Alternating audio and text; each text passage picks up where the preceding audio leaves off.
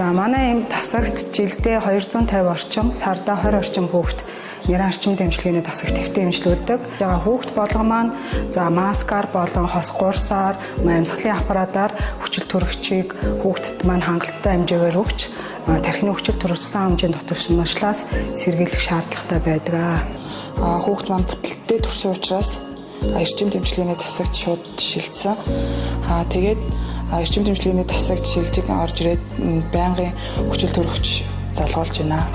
Өнгөрсөн жилээс нүүбийн хүүхдийн сангийн санхүүжилтээр манай эрчим дэмжлэгийн тасагт хүчил төрөгчийн ханы төхөөрөмж нэмэгдснээр манай эрчим дэмжлэгэнд эмчилэгдэж байгаа хүүхдүүдийн амьдралын чанар сайжирж байгаа.